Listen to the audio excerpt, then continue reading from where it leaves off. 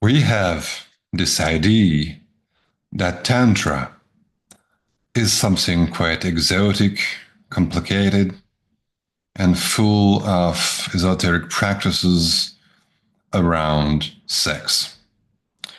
Well, all this is not completely false, but it is not quite true. Actually, Tantra is based on three principles or pillars, you could say. The first one is that beyond this jungle of symbols and complex words, Tantra is always describing your experience. Because the path of Tantra is not so much to reach a super state of consciousness than to recognize what is given here and now. Tantra, as one master said, Utpaladeva, Tantra is the path of recognition, recognizing. You know, he tells us of a story of a princess who has heard of a beautiful, wonderful prince, and they have exchanged letters for a long time, and they know each other very well. They know of the qualities of each other. And one day that prince arrives in the court of the king, and he is just there in front of the princess.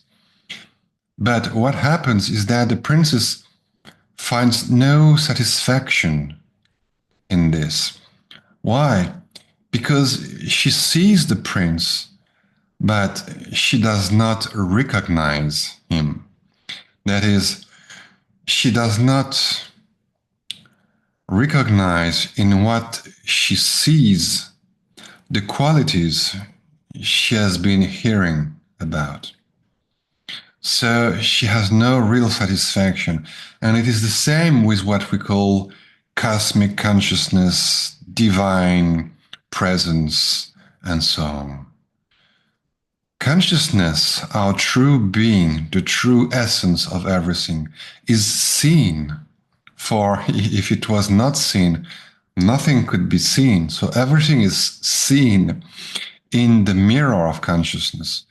But consciousness is not recognized. That is, her qualities, her virtues, her powers, her shaktis are not acknowledged. They are not appreciated. They are not tasted as they should. If someone asks me in the street, are you aware? Are you conscious? I would answer yes. And so what? What about this so-called cosmic consciousness? I see consciousness, but I don't see anything cosmic in it. And so the Tantric teaching is there to help us recognize, realize what is given here. So in spite of all the symbols, mandalas, mantras, chakras, kundalinis, and so on, Tantra is really about what is given here and now. And whenever you read or listen to Tantra teachings, you should never forget that principle. All the teachings, even when they seem to be very exotic, they really speak about you. The second principle is the principle of attention. You know, Tantra is about attention. All the practices, so many different practices of yoga, pranayama, the breathing, movement, dancing, poetry, studying, philosophy, and all those meditation practices, whether you are still or moving, they are all about attention. With what do you practice? Practice, yes, but with what? With attention. Attention is the greatest act of generosity. Paying attention is paying, it is giving your time. So this is love. This is what the tradition calls bhakti, to take part in, to participate, participation. And this is another word for love, devotion. So that is the second principle. Whatever you do, it is all a matter of where do you put your attention, because we are always working with our attention. Whatever we do, we are concentrating on something and forgetting the rest. So here it's all about vichara. You maybe have heard of the great sage, Indian sage, Raman Maharshi, who spoke about Atma Vichara. This is often misunderstood. We translate Atma Vichara by self-investigation, but Vichara, at least in the Tantra sense, in the sense that use this word, is not about investigation like a police, like an FBI investigation. It's not like that.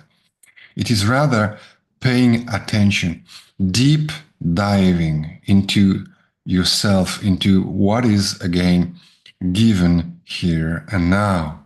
Attention. Vichara is about attention, is paying attention. It is looking well, deeply, with your whole being, that is, with your whole attention. And the third principle of Tantra is transformation. Tantra is not about stopping thoughts, not like in the so-called classical yoga of Patanjali. It is not about nirodha, stopping your mind. It is not about renouncing, becoming a monk or a nun, though those practices are very beautiful as well. But it is rather about transformation, transforming with attention, being well educated by the teachings. So the first principle is that whatever you hear in Tantra is about your experience. Second thing is that the principle of all practices is attention.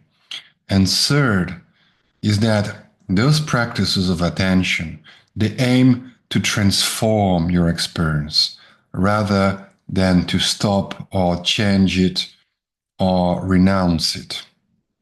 That is, it is more about alchemy, transmutation, transmuting brass into gold. And just like we said at the beginning, the princess, when she recognizes the prince, well, nothing changes objectively, but subjectively for her, everything changes.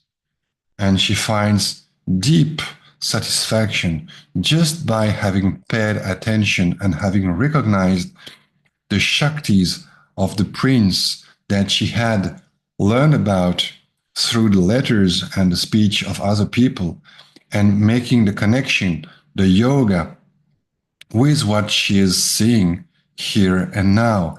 And that changes what she is seeing, the taste of it, the perfume, the flavor of it, the flavor of the experience. So those three things, a deep description of our experience here and now, practicing with attention leads to transformation. And just to give one more example, Tantra is not about renouncing desire. It is about transformation of desire. But this, I will speak of it maybe in another video. Just to let you know, there will be, starting next year, October, a course in Tantra, because I find that Tantra, even though it is popular, people don't know about it because there are no good sources about it. And there is a good reason for this, is that Tantra is a tradition in Sanskrit, and very few people know Sanskrit. So I want to offer a course in Tantra teachings and practices based directly on Sanskrit sources, on the tradition itself, so that you really have the real thing and you can make your choices what you want to make out of it.